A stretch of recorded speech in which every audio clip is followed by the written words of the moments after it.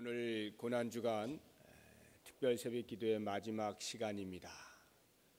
이렇게 끝까지 참석을 해서 하나님께 영광을 돌리시는 여러분 모두를 진심으로 축복합니다. 우리가 예수 그리스도라고 하는 큰 주제 가운데에서 계속 살펴보는 가운데 오늘은 마지막 시간으로 예수 그리스도의 절규에 대해서 같이 묵상을 해보도록 하겠습니다. 하나님 말씀을 같이 봅니다. 마가복음 15장입니다. 마가복음 15장.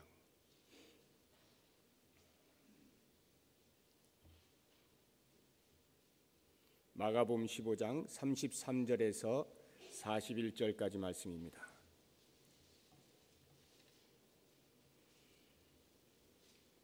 (33절에서) (41절까지) 말씀입니다.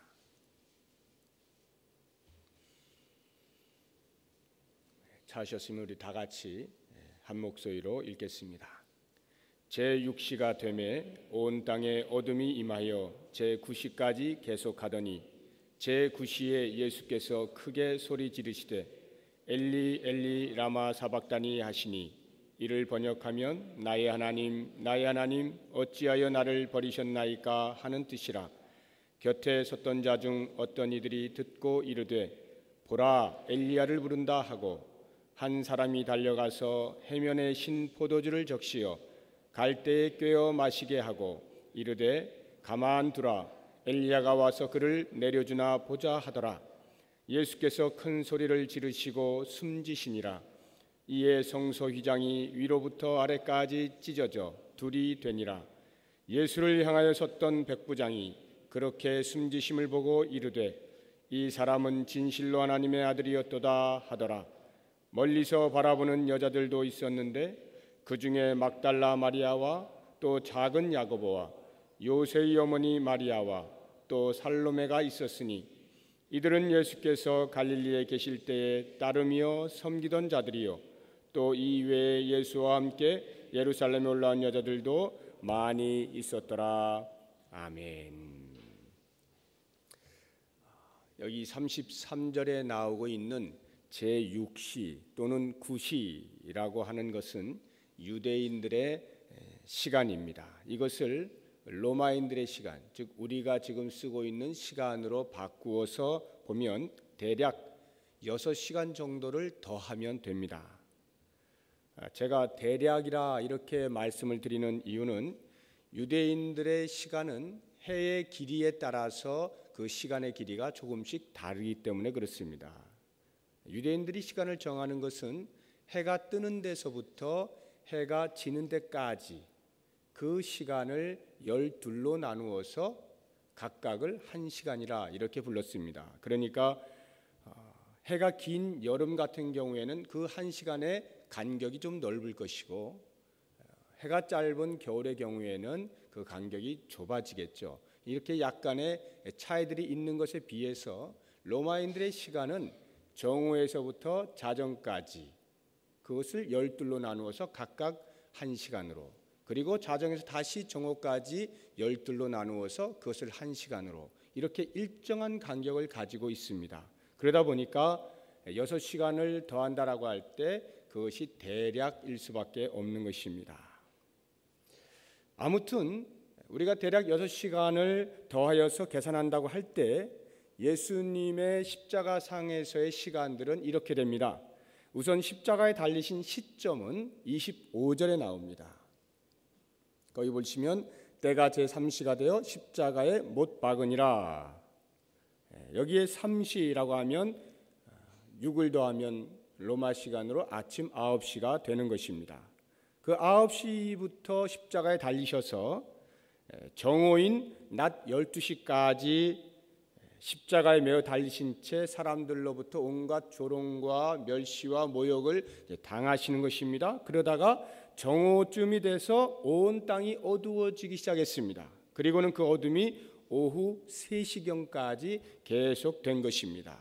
그리고 그 오후 3시경 즈음에 예수님께서 십자가 위에서 숨을 거두셨습니다. 그래서 예수님께서 십자가에 달려 계셨던 시간은 대략 오전 9시부터 오후 3시까지 약 6시간 정도가 됩니다. 그렇다고 한다면 예수님께서 십자가에 달려 계셨던 6시간 중에 정오인 12시부터 오후 3시까지 3시간 동안의 어둠은 왜 임하였는가? 라고 할 때 어떤 사람들은 어떠한 이러한 그 초자연적인 것들에 대해서 인정하지 않고 어찌하든지 자연적인 현상 가운데에서 설명하고자 노력을 하기 때문에 아마 이때가 일식 현상이 일어났을 것이다 라고 말하는 사람들도 있습니다만, 그것은 당시의 날짜를 보았을 때 전혀 이치에 합당하지 아니한 말입니다. 가장 간단한 답으로는 이것이 예언의 성취다라고 하는 것입니다. 아모스 8장 9절에 보시면 이렇게 아모스 입을 빌어서 하나님께서 예언을 하셨습니다. 주 여호와의 말씀이니라. 그날에 내가 해를 대낮에 지게 하여 백주의 땅을 캄캄하게 하며. 이렇게 이미 오랜 시간 전에 하나님께서 예언을 하셨고 그 예언을 예수님의 십자가상 위에서 성취하신 것입니다. 그렇다고 하면 하나님께서는 왜 이와 같이 하셨는가 하는 것을 또 묵상을 해야 합니다. 물론 그 이유를 직접 말씀해 놓으신 곳은 성경 어느 곳에도 없습니다. 그러나 그렇기 때문에 오히려 하나님의 마음을 좀 더 다양한 각도에서 알아보고자 하는 노력을 할 수 있는 것이 좋은 것 같습니다. 하나님의 말씀을 읽는 가운데에서 여러 가지 면으로 왜 하나님께서 어둠을 임하게 하셨을까 묵상해 볼 때 첫 번째로 생각해 볼 수 있는 것은 피조 세계의 슬픔이라는 것입니다. 즉 자연 만물이 예수 그리스도의 죽으심에 대하여서 애도를 표한 것이 바로 이 어둠이었다라고 하는 것이죠. 자연 만물은 인간의 타락으로 말미암아서 그들과 함께 원치 않는 저주 아래 놓이게 되었습니다. 타락한 인간들과 함께 탄식하며 고통의 시간들을 보내면서 이 자연 만물은 오직 하나님의 아들들이 나타나기만을 간절히 기다렸습니다. 인간들이 회복될 때만이 자신들도 회복될 수 있기 때문이었습니다. 그래서 로마서 8장 19절에 보시면 피조물이 고대하는 바는 하나님의 아들들이 나타나는 것이니 라고 하였습니다. 그러던 어느 날에 예수 그리스도께서 이 땅에 내려오심으로 자연세계는 큰 기대를 하게 되었습니다. 곧 예수 그리스도로 말미암아 하나님의 아들들이 모이게 되면 자기들도 그들처럼 썩어짐의 종노릇한 데서 해방되어 하나님의 자녀들의 영광의 자유에 이르게 될 것임을 알았기 때문입니다. 그런데 인간들은 피조 세계의 원함과는 전혀 다른 정반대 행동을 하였죠. 구세주로 오신 예수 그리스도를 알아보지 못하고 십자가에 못 박는 어리석은 인간 군상들을 보면서 피조 세계는 눈물을 흘릴 수밖에 없었습니다. 사람이 죽으면 그 애도의 표시로 검은 옷을 입는 것처럼 자연 세계가 예수의 죽으심에 애도를 표한 것이 바로 이 어둠이었던 것입니다. 이것은 다시 말하면 예수의 죽음에 대한 책임이 우리에게 있음을 고발하는 것이었습니다. 두 번째로 어둠에 대하여 생각해 볼 수 있는 것은 하나님 아버지의 고통이다라고 하는 것입니다. 사랑하는 아들을 외면해야만 하는 아버지의 고통의 표시가 곧 어둠이었던 것입니다. 하나님께서는 밝은 대낮에 자기 아들의 죽는 모습을 차마 눈뜨고 볼 수가 없었던 것입니다. 그래서 어둠으로 가리셨던 거예요. 세상의 모든 죄를 지고 가는 그 길이었기 때문에 아들이지만 버릴 수밖에 없고 죽음의 자리에 내어줄 수밖에 없는 그 아버지의 심정, 바싹바싹 타들어가서 더 이상 남아있을 것이 없는 그와 같은 아버지의 마음이 어둠으로 표현된 것입니다.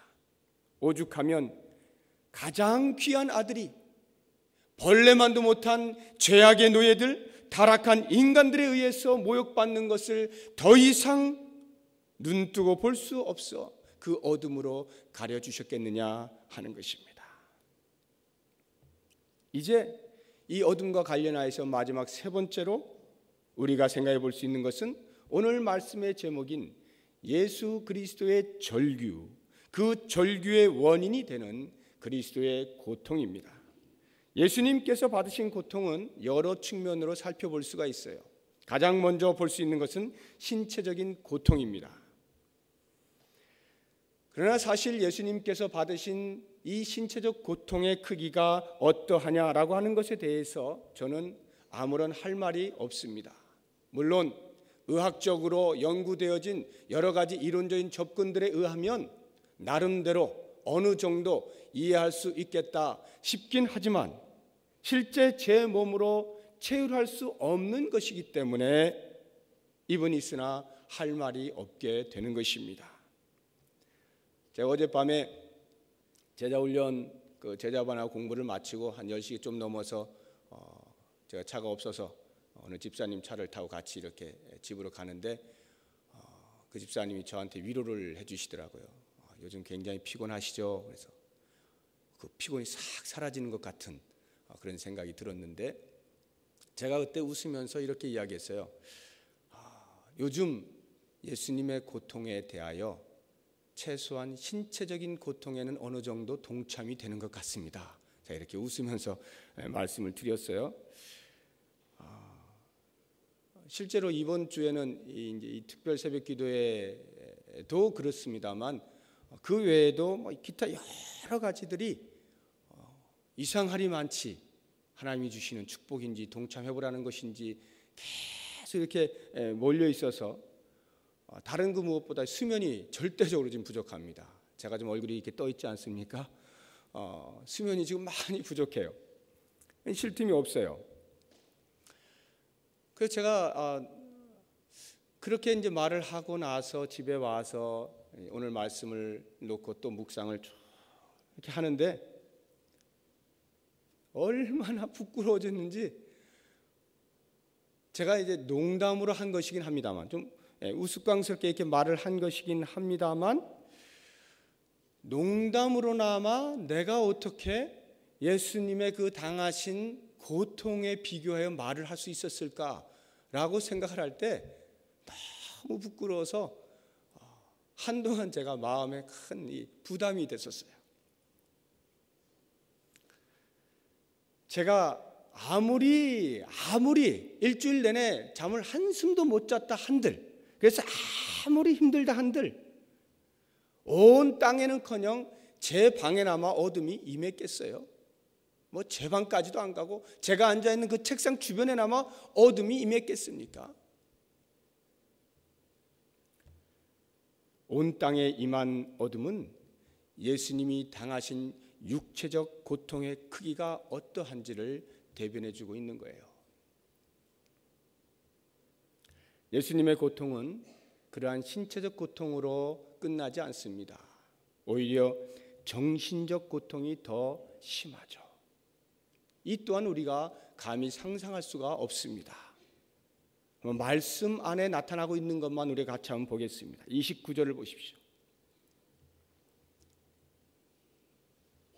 29절부터 보시면 지나가는 자들은 예수님께서 지금 십자가에 매달려 계십니다.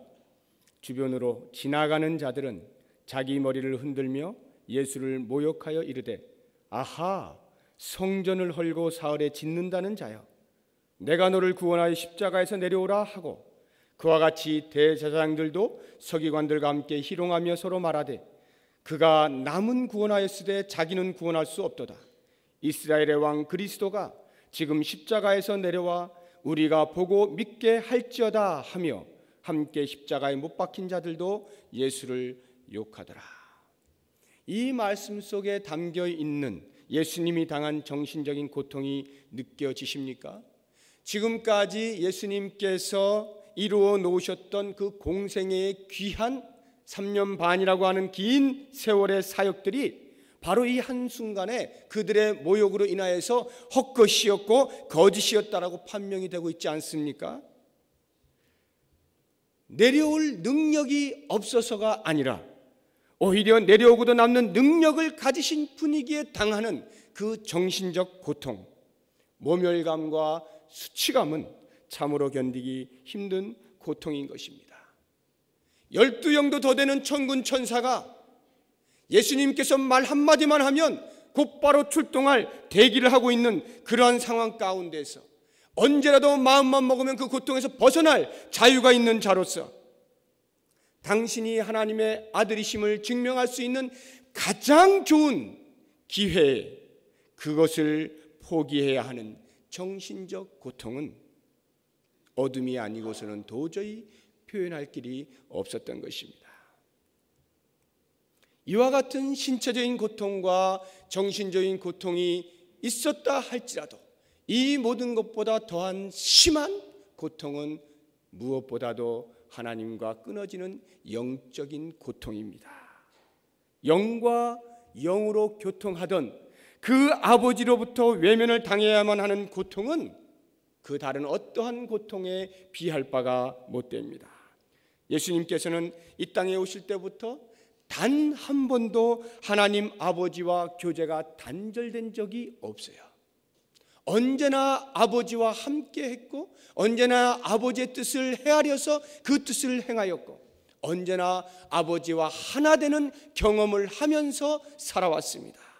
그러나 바로 지금 이 순간만큼은 아버지와의 단절됨이 변경될 수 없는 것임을 알리기 위해서 어둠은 3시간 동안이나 온 땅에 뒤덮여 있었던 것입니다. 결국 이와 같은 고통을 견디다 못한 예수님께서 신음을 하기 시작했고 절규를 하기에 이르게 된 것입니다. 그것이 바로 34절에 나오는 말씀입니다. 엘리 엘리 라마 사박다니, 나의 하나님 나의 하나님 어찌하여 나를 버리셨나이까. 나의 하나님 나의 하나님, 아버지를 아버지라 부르지 못합니다. 왜냐하면 아버지는 아들을 버릴 수 없기 때문입니다. 아무리 천벌을 받을 죄를 지었다 할지라도 아버지는 아들을 버릴 수는 없는 것입니다. 하물며 실제로 아무런 죄도 짓지 아니한 아들을 바라보고 어찌 그 아들이 음부에 내려가도록 놔둘 수가 있겠습니까? 바로 이 이유 때문에 예수님께서는 오히려 다른 그 어떤 때보다도 자비와 궁일에 무궁하신 아버지를 불러야 할 바로 그 순간에도 아버지를 부를 수 없고 나의 하나님 나의 하나님 어찌하여 나를 버리셨나이까.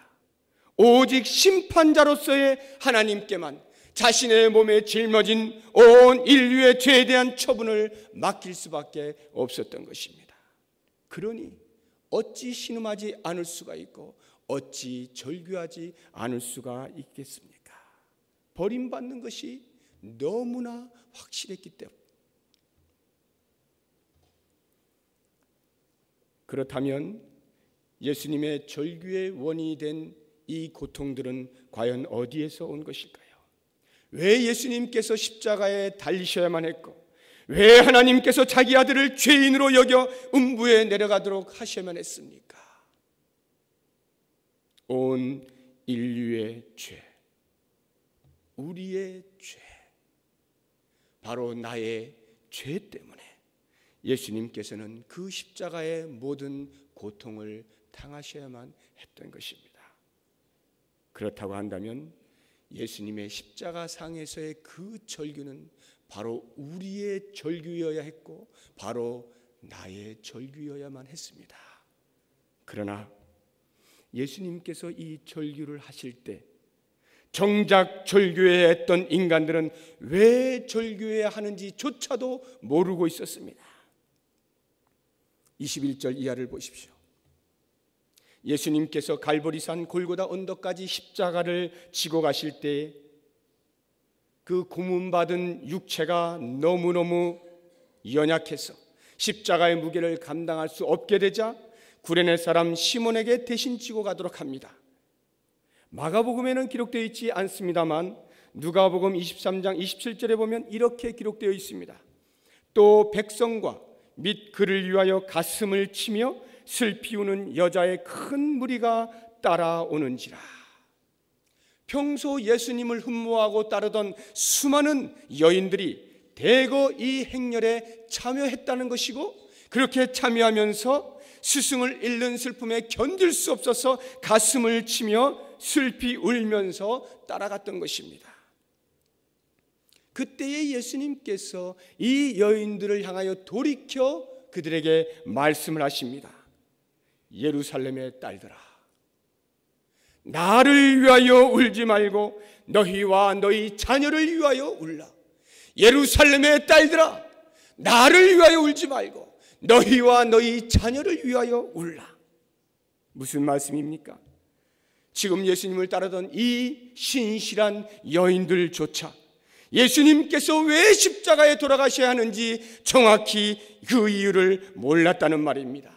이 골고다로의 행렬이 바로 자신들의 죄로 말미암아 하나님과의 단절된 것 때문인 것을 몰랐다는 말입니다.